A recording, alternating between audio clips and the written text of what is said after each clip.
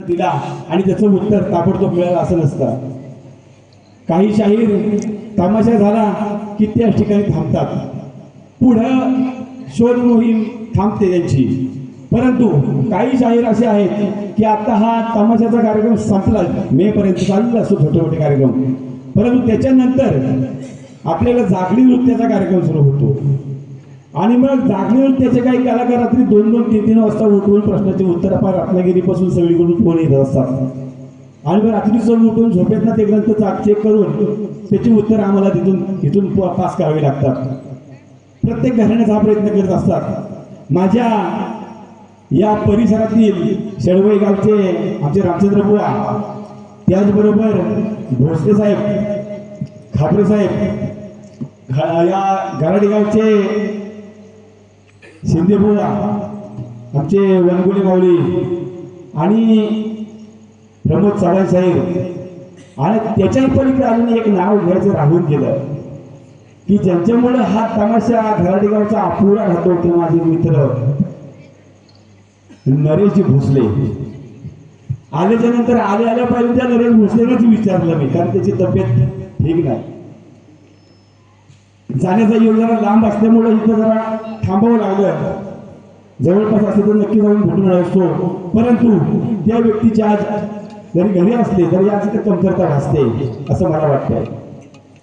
त्याचबरोबर आमचे ज्यांचे कायमस्वरूपी आमच्या शिरावरती वरद हस्त असतो असे आमचे रणुशी बुवा, या सगळ्यांना आणि आपल्या चरणी नतमस्तक होऊन, त्याचबरोबर माझ्या घराण्याचे मूळ पुरुष ब्रह्मनिष्ठ श्री सद्गुरू गुरुराज हरपती महाराज, त्याचबरोबर त्यांचे शिष्य तुकाराम बुवा माळी, आवर्जून सांगतोय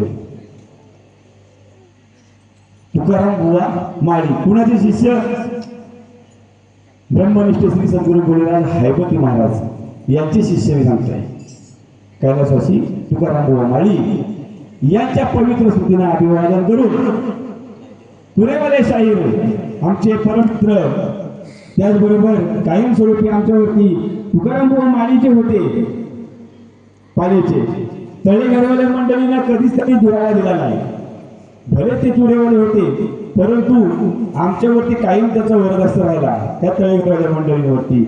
त्यांच्या पाठीमागे चालवणारी हे दोन माणसं म्हणजे आदरणीय आनंदबुवा हंबीर आणि सखारामबुवा माळी.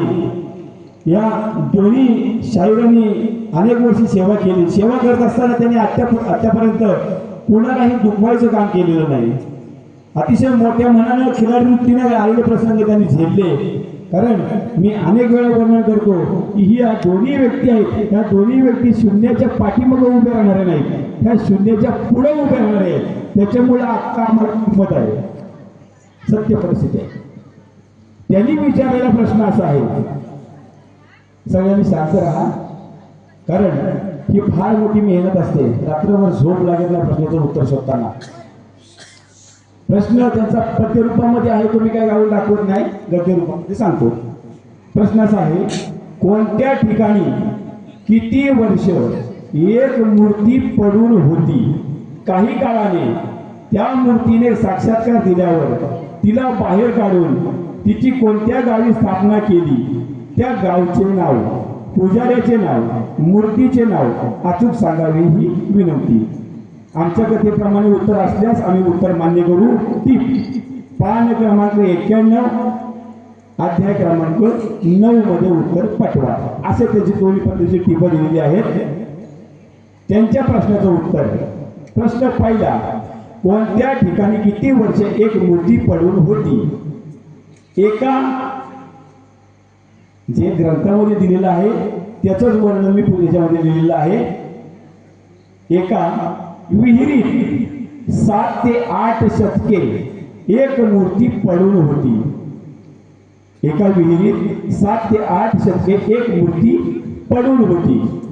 काही काळाने त्या मूर्तीने, प्रश्न दुसरा आहे, काही काळाने त्या मूर्तीने साक्षात्कार दिल्यावर तिला बाहेर काढून तिची कोणत्या गावी स्थापना केली? त्या गावाचे नाव, पुजाऱ्याचे नाव आणि मूर्तीचे नाव विचारलेलं आहे. तर उत्तर, त्या गावाचे नाव आहे मडकई. त्या गावाचं नाव आहे मडकई, पुजाऱ्याचे नाव आहे रामचंद्र घाईसास. पुजाऱ्याचं नाव आहे रामचंद्र घाईसास आणि मूर्तीचे नाव आहे नवदुर्गा. पान नंबर 91. त्याचबरोबर अध्याय क्रमांक 9 याच्यामध्ये पंचपरमेश्वरांच्या हातामध्ये ग्रंथ शिलबंद आहे. त्याचबरोबर आम्ही जे प्रश्नाची प्रत दिली, उत्तराची प्रत दिली, त्या उत्तराच्या प्रतीला त्यांच्या ग्रंथामध्ये असणारे जे उत्तर आहे त्याची झेरॉक्स पाठीमागे जोडलेली आहे आणि त्याचा न्याय निवाडा करायचा पंचपरमेश्वर करतील, यात किलो मात्र शंका नाही. आणि दुसरा विषय असा, पंचपरमेश्वरांनी सांगितलं की आता तुरेवाले साहेबांनी जो प्रश्नाचं उत्तर दिलं ते तुम्ही मान्य आहे की न मान्य आहे ते सांगायचं आत्ताच का शेवटला सांगायचं आहे? कृपया पुन्हा एकदा उत्तर वाचा. हा, पुन्हा एकदा उत्तर वाचा. आपलं आमचं उत्तर वाचू का? त्यांचं उत्तर तुम्ही वाचा. त्यांचं उत्तर जे आहे ना, त्यांचं जे उत्तर वाचतात ना ते पुन्हा एकदा वाचा. बरं. कोणत्या ठिकाणी किती वर्षे एक मूर्ती पडून एका विहिरीत 7 ते 8 शतके एक मूर्ती पडून होती? पान नंबर 90 ते 91 मध्ये उत्तर आहे. त्यांनी 91 मध्ये कथा संपली म्हणून त्यांनी 91 पान नंबर टाकलेला आहे, पण अध्याय क्रमांक 9च आहे. बरोबर आहे. पान नंबर 90 वरती, पान नंबर 90 वरती पहिला स्पष्टीकरण आलेलं आहे की एका विहिरीत हा शब्द इथं अडकलेला वाटतो तुम्हाला, एका विहिरीत. आणि 91 मध्ये आलाय कुपेमध्ये. आता कूप आणि विहीर दोन्ही सारखेच असतील, त्याच्यात काय बोललं, कुपेला विहीर म्हणतो आणि विहिरीला कूपच म्हणतो आपण, त्याच्यामुळे कुठलाही एक पकडला तरी तो चालू शकतो. बरोबर. काही काळाने त्या साक्षात्कार दिल्यावर तिला बाहेर काढून तिची कोणत्या गावी स्थापना केली, त्या गावाचे नाव, पुजाऱ्याचे नाव, मूर्तीचे नाव अचूक सांगावे. त्या गावाचे नाव मडकई. मडकई निवासिनी म्हणलेलं आहे त्याच्यामध्ये. निवासिनी काय आणि मडकई गावाचं नाव आलेलं आहे.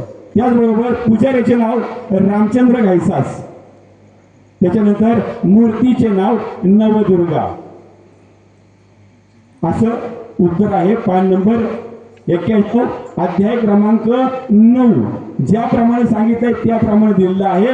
थोडासा त्यांनी प्रश्न विचारताना गडबड केलेली आहे, आणि लक्षात. परंतु शाहीर हा प्रश्नाचं उत्तर शोधत असताना किंवा संशोधक उत्तर शोधत असताना तो डोकेबाजपणाने आपल्याला उत्तर काढत असतो. काही वेळेला त्यांनी काय त्या कवितेमध्ये लिहिलेलं आहे, आपली पायी पायी तुडवून, वाट तुडवून दिलेलं त्यांच्या कवितेमध्ये.